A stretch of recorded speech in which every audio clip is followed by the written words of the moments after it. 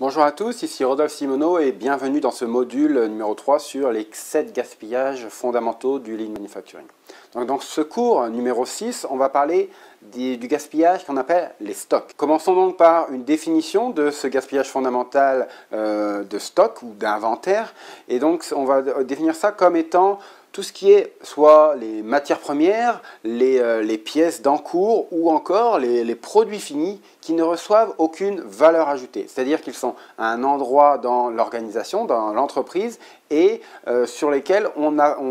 n'ajoute aucune valeur ajoutée, qui sont là en attente soit d'être vendus ou si c'est une pièce d'encours, d'être manipulée pour la prochaine activité à valeur ajoutée, ou si c'est de la matière première, elle est en attente de début de fabrication. Donc c'est ce qu'on va appeler vraiment ce gaspillage fondamental, le stock ou l'inventaire. Donc souvent ce gaspillage fondamental est un symptôme d'autres problèmes dans le système global de production, dans les processus de production associés à la production, et sont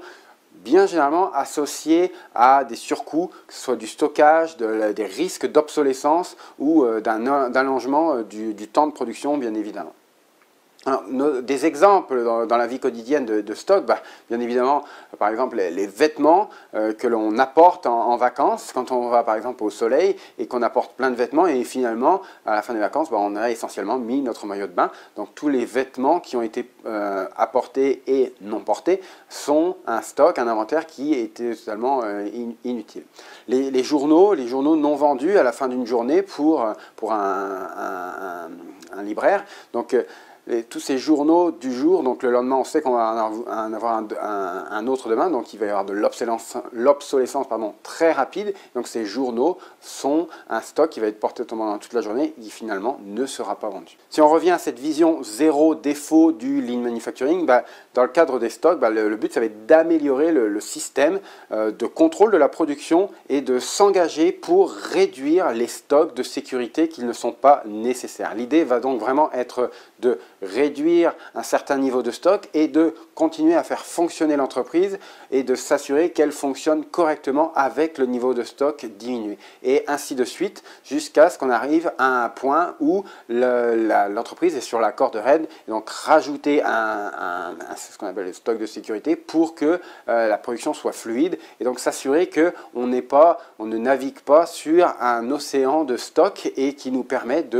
finalement de cacher toutes les autres irrégularités, variabilités dans nos autres processus de production couverts par ces stocks importants. Alors si on va dans notre entreprise dans laquelle on peut observer les gaspillages, vous pouvez constater que notre opérateur a bien de la difficulté à aller chercher les pièces, la matière première qu'il recherche, caché derrière toute une pile de stock qui n'est pas nécessairement utile. Quand on voit la quantité qu'il y a par rapport à nombre de personnes qu'il y a pour travailler cette matière première, il y a peut-être une inadéquation entre le niveau de stock et la rapidité du processus exécuté. Donc typiquement, l'objectif ici va être de s'assurer d'avoir le bon niveau de stock de matières premières pour que l'opérateur puisse effectuer correctement son travail sans être dérangé par cet amoncellement de matières premières autour de lui et qui finalement lui fait perdre un temps précieux dans son activité à valeur ajoutée. Mais alors, quel type d'inventaire peut-on retrouver finalement dans les organisations? Alors, il y a trois grandes catégories d'inventaire que l'on va retrouver. Alors, les premiers, ce sont bien évidemment les stocks ou les inventaires de matières premières pour la fabrication d'un produit, donc tout ce qui est matière première. Donc si on a plus de matières premières qu'on en a besoin par rapport à la demande client, c'est ce qu'on appelle un gaspillage d'inventaire en matière première.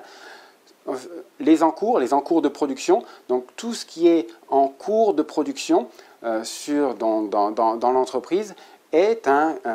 produit physique qui est stocké et qui n'est pas tout de suite nécessaire au client. Donc c'est un gaspillage d'inventaire. Et finalement, les produits finis. Donc si on a plus de stock de produits finis que ce qu'exige la demande client, mais c'est encore une fois un gaspillage d'inventaire par les produits finis. Alors par extrapolation, on peut aussi trouver d'autres types d'inventaire ou de stocks inutiles dans les entreprises, comme la documentation, bien souvent, et notamment dans les services administratifs, on va souvent retrouver des documentations qui sont périmées, qui ne sont plus utilisées, donc c'est stocké de manière inutile, donc les stocks de documentation. Et de manière plus concrète, tous les emails non lus dans vos boîtes mail, tous les courriers qui ne sont pas ouverts, donc la publicité, tout ce genre de choses, ce sont des inventaires, des stocks inutiles pour réaliser le produit ou le service que le client a commandé. Alors le lien direct bien évidemment entre ces stocks inutiles, ces inventaires inutiles et la trésorerie, c'est bien évidemment que si on n'en a pas besoin, mais qu'on l'a acheté quand même, l'argent n'est plus disponible, le cash n'est plus disponible pour l'entreprise pour utiliser cet argent à d'autres fins qui pourraient être résoudre des problèmes au niveau de la production, acheter un logiciel ou en tout cas différents investissements ou différents dépenses opérationnelles qui peuvent aider le quotidien des employés ou des opérateurs, mais qui finalement ne sont pas disponibles parce qu'ils sont mobilisés dans de la matière première, des encours ou des produits finis qui ne sont pas utiles pour satisfaire la demande client. Donc voilà qui conclut ce module sur ce cours, en tout cas sur les stocks, donc un des gaspillages fondamentaux. Et donc, encore une fois, l'objectif n'est pas d'avoir zéro stock, mais c'est vraiment une vision. L'objectif, ça va être de tendre vers cette vision en diminuant au fur et à mesure vos niveaux de stock et vous assurer du bon point de fonctionnement entre une fluidité dans vos processus de production et le stock minimum dont vous avez besoin pour assurer cette fluidité.